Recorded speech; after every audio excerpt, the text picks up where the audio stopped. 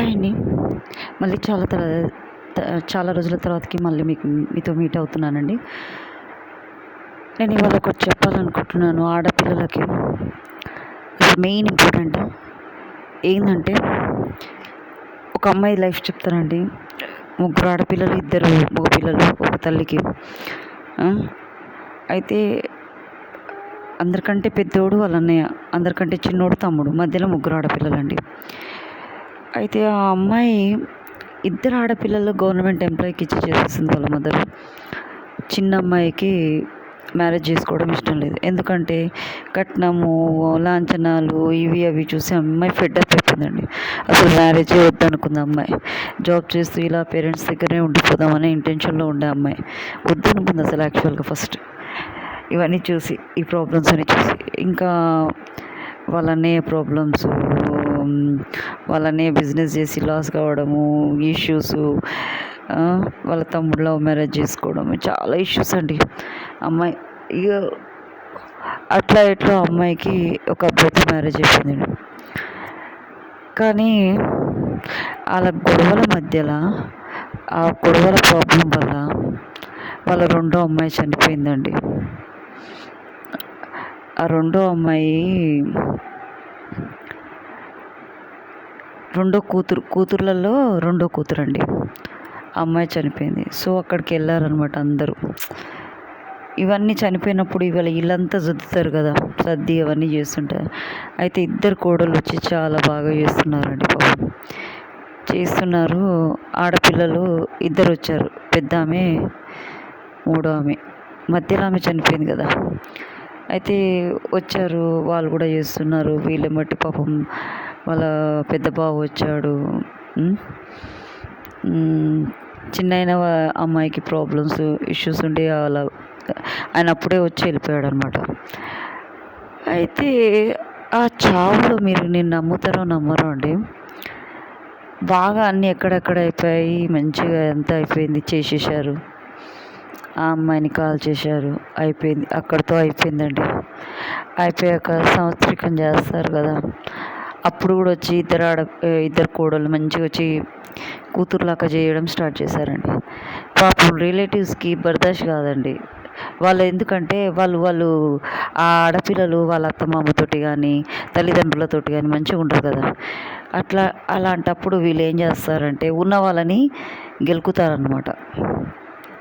అయితే వాళ్ళ పెద్దక్క, ఈ మూడో అమ్మాయి ఆడ కూర్చున్నారు, తింటున్నారు. అయితే వాళ్ళ రిలేటివ్స్లో ఒక ఆమె ఏం చేసిందంటే, అమ్మో మీ వదిన చాలా ఓవర్ చేస్తుంది కదా, మీ మరదలో మీ వదినకి చాలా పొగరు కదా, అది ఇది అని అంటుంది ఆ అమ్మాయి పాపం వాళ్ళ పెద్ద ఆడపిల్లతోటి. అంటుంటే అప్పుడే వస్తుందన్నమాట అమ్మాయి, పెద్ద కోడలు వస్తుంటే ఈ అమ్మాయి ఏం చేసింది, తను ఇట్లా సైగ చేసింది. ఎందుకు చేసింది అనేది వాళ్ళకి తెలియదు. ఆ పెద్ద కోడలికి తెలియదు, ఆ రిలేటివ్ ఆమెకి తెలియదు. నన్ను అలర్ట్ చేస్తుందేమో నోరు మూసుకొని అని ఆ పెద్ద కోడలు ఏమనుకుంది అంటే, అమ్మా ఈ అనిత కూడా అంతా ఇన్వాల్వ్ ఉన్నది ఈ అమ్మాయి కూడా అని అనుకుంది. కానీ తప్పుగా అర్థం చేసుకుంది ఆ అమ్మాయి.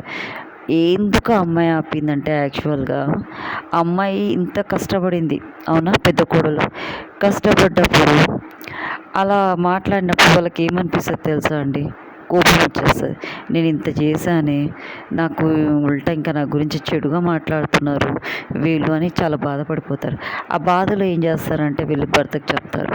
భర్తకు చెప్తేప్పుడు ఏమవుతుంది, వాళ్ళ మధ్యలో క్లాషెస్ వస్తాయి. వీళ్ళు సక్సెస్ అయినట్టే కదా. మరి ఆ అమ్మాయి ఆ కోడలు తెలివిగలదా, తెలివి తక్కువదా, మీరే ఆలోచించండి. అట్లా వాళ్ళు అట్లా మాట్లాడుతున్నప్పుడు ఆడపిల్లలతోటి కోడలు మంచిగా ఉండాలి, ఇంకెక్కువ మంచిగా ఉండాలండి. నిజంగా చెప్తున్నా. వాళ్ళు ఎవరన్నా నెగిటివ్గా మాట్లాడితే ఎవరి గురించి వాళ్ళతో మంచిగా ఉండాలండి. నేను చెప్తున్నా కదా. ఇప్పుడు అదే ఆ అమ్మాయి ఫస్టే వాళ్ళతోటి ఇంకా మంచిగా మాట్లాడినుంటే అయిపోయింది. ఆ రోజు పాపం ఆడ కూడా గొడవలైనాయి అలా రిలేటివ్స్ చెప్పి. చూసారా, కలిసి ఉంటే ఎవరికి బర్దాష్ కాదు, మంచిగా ఉంటే ఎవరికి అసలు ఓర్వలేరండి. నిజంగా అది తప్పండి. నేను ఒక్కటే చెప్తున్నా కోడళ్ళకి, ఎవరైనా మీ గురించి అలా రిలేటివ్స్ చెడుగా మాట్లాడుతున్నప్పుడు మీ అత్తతోటో మీ ఆడపిల్లలతో ఇంకా మీ అత్తలకి దగ్గరగా కానీ ఆడపిల్లలకి ఇంకా దగ్గరగా ఉండాలి. ఏదన్నా పట్టించుకోవద్దు, చేస్తూ వెళ్ళిపోవాలి. మన ధర్మత అది అంతే. ఇదే నేను చెప్పేది కోడళ్ళకి. It's a good idea to the girls, for every one. ఇంకా మ్యారేజ్ కాని అమ్మాయిలకి ఫ్యూచర్లో అయినా సరే ఇలానే ఉండాలి నాన్న, ఉండాలి. బాధపడద్దు, లైట్ తీసుకోవాలి. ఇక్కడి నుంచి వినాలి, అక్కడి నుంచి వదిలేయాలి. కానీ పాపం అదే మనసులో పెట్టుకొని పాపం అమ్మాయి హెల్ప్ చేస్తామని చూసిన అమ్మాయిని మళ్ళీ తర్వాతకి అమ్మాయికి చుక్కలు చూపించారు. మరి వద్దంటుంటే ఇంటికి తీసుకెళ్ళి చుక్కలు చూపించారు. కానీ బాధపడలే, అర్థం చేసుకుంది. ఎందుకంటే అక్కడ సిచ్యువేషన్ ఆమెకు తెలుసు కాబట్టి అర్థం చేసుకుంది. మంచిది కాబట్టి అర్థం చేసుకుంది. అవునా? అలా నేను మంచి చేయనీకే పోతే వీళ్ళు ఎప్పుడో అనిపించింది అమ్మాయికి తర్వాతకి, ఇలా అర్థం చేసుకున్నారా వీళ్ళు అని. రాను కొన్ని సిచ్యువేషన్స్ చూసి అమ్మాయికి అర్థమైంది తప్ప అమ్మాయికి మంచి చేయాలని చూసింది పాప కోడలికి, ఆ చిన్న ఆడపిల్ల. కానీ ఆ అమ్మాయికి చెడయిందండి. అయినా పట్టించుకోదు ఆ అమ్మాయి.